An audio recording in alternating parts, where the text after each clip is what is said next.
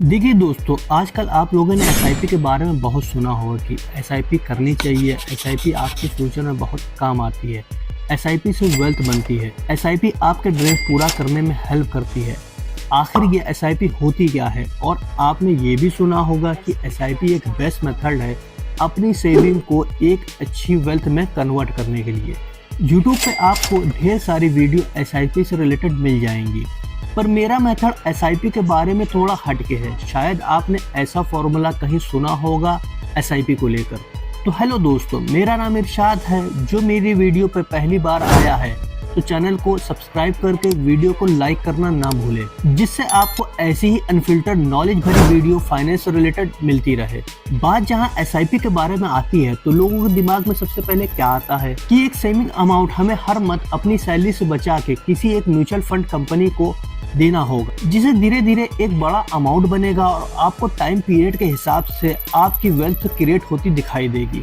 SIP एक slow process जरूर है, पर एक सुकून और रियल वेल्थ क्रिएट करने का फॉर्मूला है। देखिए, एसआईपी दो तरीके की होती है। एक एसआईपी होती है जो हर मंथ आपको एक अमाउंट अपने फंड पार्टनर को देना होता है, और दूसरी एसआईपी होती है लमसम एसआईपी, जिसमें एक बार में आप अपने सेविंग का बड़ा हिस्सा एसआईपी पार्टनर को दे देते हो। अगर हम अपने पहले मेथड की बात करें, जिसमें बहुत से लोग डेली एसआईपी करते हैं, बहुत से वीकली और बहुत से मंथली, तो इस मेथड से आपको कुछ साल, जैसे कि बहुत लोग 2 साल, बहुत लोग 5 साल, बहुत लोग 10 से 15 और 20 साल की एसआईपी करते हैं। वो डिपेंड करता है इंसान पे कितने टाइम तक उसको एसआईपी करना है। और वही दूसरे मेथड की बात करें, जो कि होती है लमसम एसआईपी, जिसमें आप अपने सेविंग का बड़ा हिस्सा अपने एसआईपी पार्टनर के पास इन्वेस्ट कर देते हो एक साथ। इस मेथड में भी आपको टाइम पीरियड के हिसाब से रुकना होता है, जैसे कि 5 साल आपने एसआईपी रोक दी, 15 साल और 20 साल।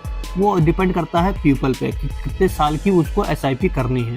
अगर आपको दोनों मेथड की एक full video detail separate video चाहिए तो नीचे कमेंट में टाइप करिए, तो हम उस पर सेपरेट वीडियो लेके आएंगे। चलिए दोनों एसआईपी को स्क्रीन पे समझते हैं, लमसम एसआईपी और रेगुलर एसआईपी।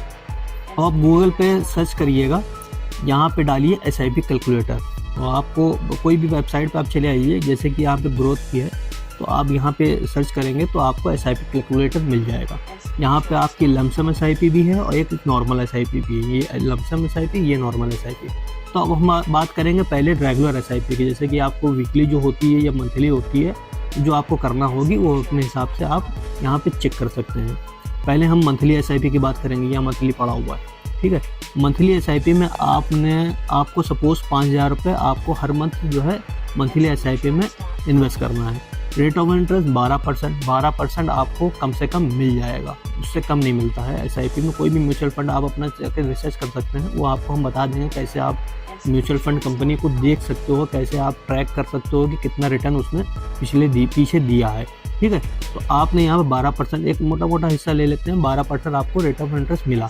आपको 10 साल तक एसआईपी करनी है, तो आपने जो है 10 साल तक एसआईपी जो की, तो आपका अमाउंट, जो प्रिंसिपल अमाउंट था वो बना 6 लाख रुपए। आपको जो प्रिंसिपल अमाउंट था वो 6 लाख बना। अब इस पे आपको इंटरेस्ट कितना मिला है वो आप देख लीजिए। अब आपको इंटरेस्ट मिला है इस पे 5,20,000 का। आपने 5,000 की एसआईपी हर मंथ की, रेट ऑफ इंटरेस्ट 12%, एसआईपी का टाइम पीरियड 10 साल, ठीक है, ये 10 साल। तो अब आपको इस पे जो इंटरेस्ट मिला है वो 5 लाख का मिला है, ठीक है। अब आप टोटल आपका वैल्यू कितनी हो गई आपके अमाउंट की? आपने 6 लाख जमा किया, 5,20,000 रुपये आपको इंटरेस्ट मिला, आपकी टोटल वैल्यू बनी 11,20,000 रुपये। ये हो गया आपका मंथली एसआईपी। अब बात करते हैं लमसम एसआईपी पे, जिसमें आपको एक साथ बड़ा अमाउंट अपने म्यूचुअल फंड पार्टनर को देना होता है। तो इस पर आप आ जाइए। अब यहाँ पे आपको, जैसे कि सपोज मान लेते हैं 1 लाख रुपये इन्वेस्ट करना है, rate of interest 12%, time period 10 साल। अब आपने कितना दिया? 1 लाख रुपये इन्वेस्ट किया, इस पर आपने कुछ बढ़ाया नहीं, 1 लाख रुपये आपके पास था, आपने अपने म्यूचुअल फंड पार्टनर को दे दिया। तो अब आपको 10 साल में इसका रिटर्न कितना मिलेगा? ये देखिए, यहाँ पे रिटर्न है, आपका अमाउंट था 1 लाख रुपये, रिटर्न आपको मिला है 2,10,000 रुपये, क्योंकि आप वहाँ पे आपने एसआईपी बढ़ाई है, तो आपकी एसआईपी कितने 6 लाख की पहुँच गई थी, तो उस हिसाब से आपको रिटर्न मिला है। मगर यहाँ पे आपने एसआईपी फिक्स कर दी है, तो फिक्स पे आपको इतना रिटर्न मिला है, रिटर्न आपको सेम ही मिला है, मगर वहाँ आपको स्टेप बाय स्टेप बढ़ा रहे थे ना, वो स्टेप SIP, वो आपको हम अगले वीडियो में बता देंगे। अगर आपको चाहिए इस पर स्टेप SIP तो आप वीडियो के कमेंट में कमेंट्स करें, आपको जो है स्टेप SIP पे डिटेल वीडियो मिल जाएगी। तो यहाँ पे अमाउंट आपका टोटल बनता है 3,10,000 रुपये, जो कि होता है 1 लाख का, ठीक है, 12% के हिसाब से 2,10,000 का आपको बचत मिला है। तो आपका टोटल अमाउंट बनता है 3,10,000 रुपये। ये हो गया लमसम SIP। वो आपके ऊपर है, आप जैसा करना चाहो वो आप जाके यहाँ पे चेक कर सकते हो, उस हिसाब से आप SIP कर सकते हो। ये हो गया लमसम SIP और रेगुलर SIP। पहले तो आपको ये समझना होगा कि आपको किस टाइप की SIP करनी चाहिए। आपको वीकली SIP करनी चाहिए या लमसम SIP करनी चाहिए। देखिए, जो रोज़मर्रा वाला इंसान है, जिसके पास कोई बिजनेस है और उसके पास रेगुलर पैसे का टर्नओवर होता है, तो उसको वीकली या डेली SIP करनी चाहिए। और जो सैलरी पर्सन इंसान है, जिसको मंथ के एंड में सैलरी मिलती है, उसको मंथली SIP करनी चाहिए।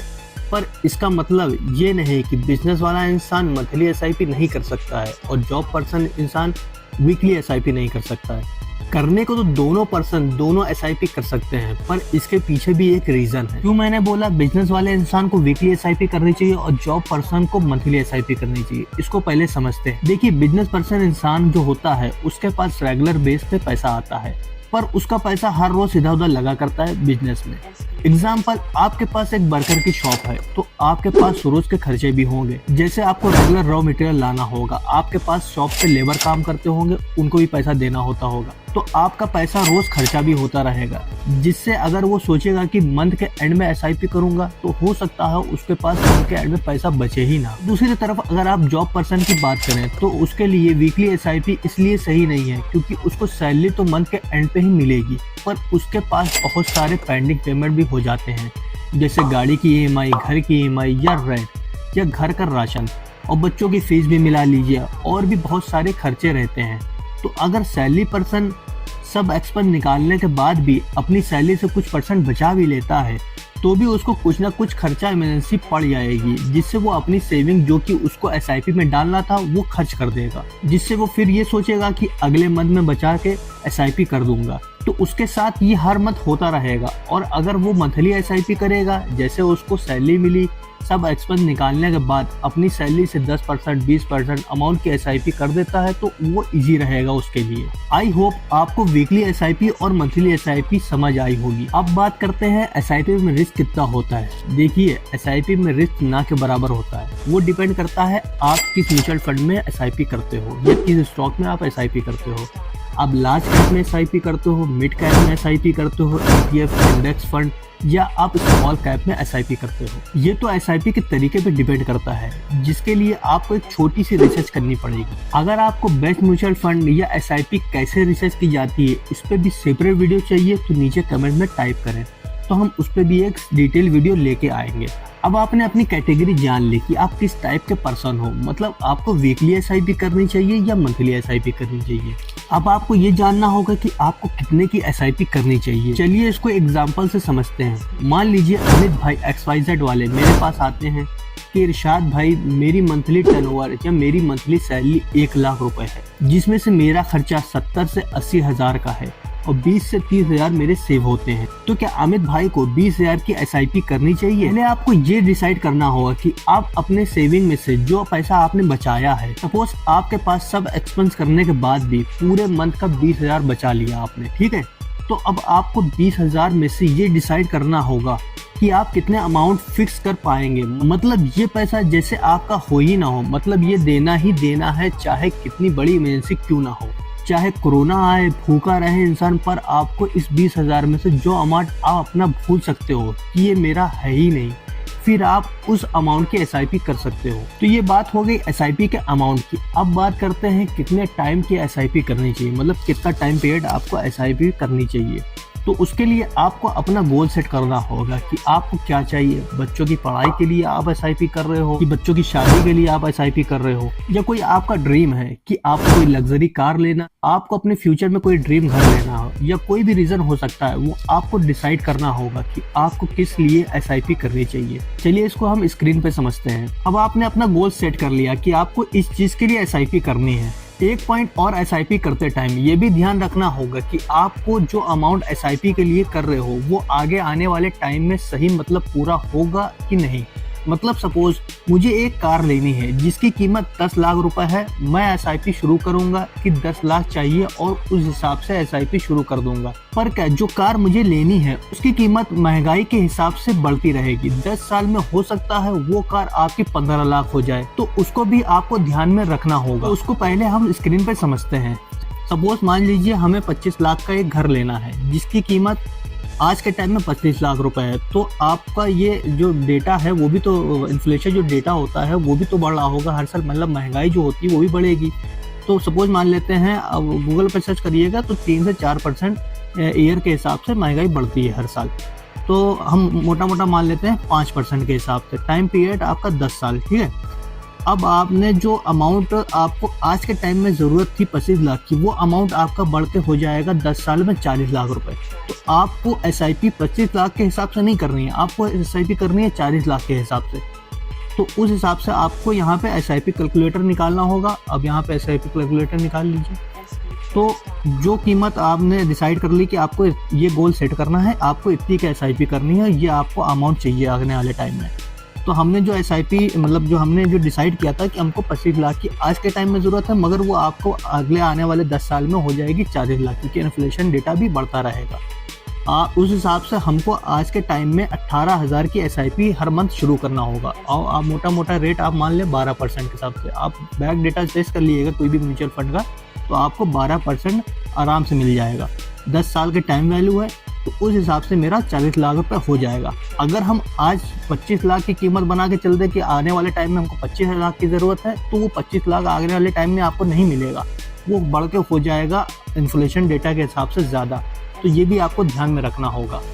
आई होप आपको ये वीडियो वैल्यूबल लगी होगी। फाइनेंस से रिलेटेड आपका कोई भी टॉपिक है, अगर आपको उस पर वीडियो चाहिए तो नीचे कमेंट बॉक्स में लिखें, आगे हम उस पर वीडियो लेके आएंगे। वीडियो को लाइक करके चैनल को सब्सक्राइब करना ना भूलें। मिलते हैं अगली वीडियो में, जब तक के लिए बाय, जय हिंद।